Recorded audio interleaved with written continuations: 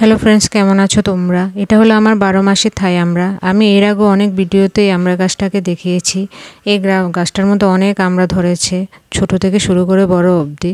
আজকে আমি হারভেস্টিংয়ের ভিডিও শুরু এই আমড়া গাছের আমড়া কাটিং থেকেই শুরু করব। প্রথমে দুটো আমড়াই আমি কাটলাম, এর চেয়ে বেশি কাটবো না, কারণ আমি ইচ্ছা করলে যে কোনো সময় এই গাছটা থেকে আমড়া কেটে খেতে পারবো।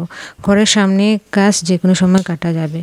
তারপরে আমি 3টে বেগুন হারভেস্ট করলাম। এগুলো শিংনাথ বেগুন, দেখো কত সুন্দর এবং ফ্রেশ, দেখতেও সুন্দর লাগছে। এগুলিকে নিয়ে আমি এবার ছাদে চলে গেলাম।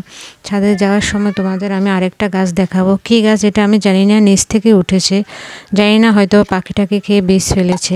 দেখতে পুরোপুরি তরমুজ গাছের মতন, একটা ফলও ধরেছে।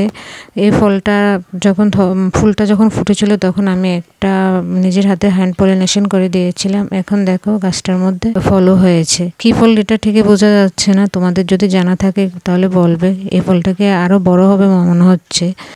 তোমাদের নাম জানা থাকলে বলে দিও এটা কি ফল নাকি সবজি। আমি তো এটাও জানি না আসলে কি এটা ফল হবে নাকি সবজি হবে।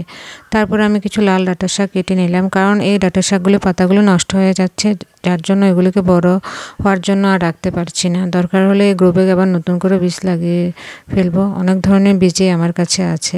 এখানে পাতাগুলো বেশি একটা খাওয়া যাবে না, এটার সঙ্গে অন্য শাকও মিক্সড করে আমাকে রান্না করতে হবে।